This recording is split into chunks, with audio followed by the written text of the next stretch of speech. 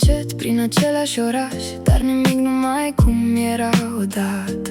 Străzile vorbesc, dar nu ne mai spun nimic, doar amintiri pe asfaltul mic. Pe aici ne-am pierdut și ne-am regăsit, pe aici am râs, pe aici am iubit. Acum totul pare mai rece, mai gol, ca un film fără final, fără rol.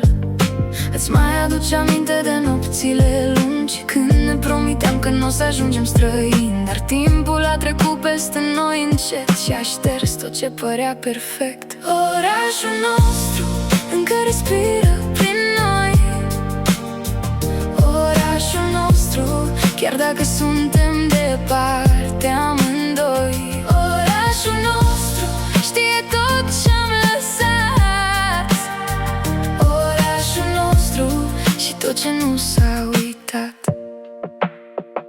Și fiecare colț ascunde un ecou din tot ce eram atunci, acum nu mai e. Mai trec pe acolo și te văd în zori, în geamul rece dintre ani în care ne iubeam cu foc. Țin în buzunar ce n-am spus niciodată, o hartă veche, o promisiune spartă. Și dacă vântul bate peste drum, noi nu ne mai vedem de mult.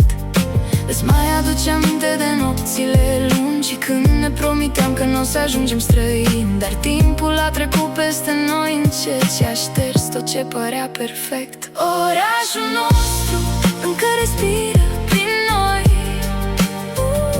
orașul nostru, chiar dacă suntem departe amândoi. Orașul nostru știe tot ce-am lăsat, orașul nostru și tot ce nu s-a uitat.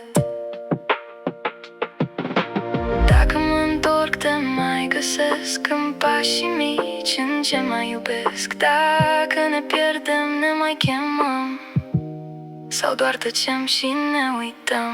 Orașul nostru încă respiră prin noi,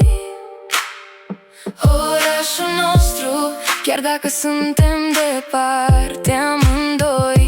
Orașul nostru știe tot ce-am lăsat, orașul nostru și tot ce nu s-a uitat.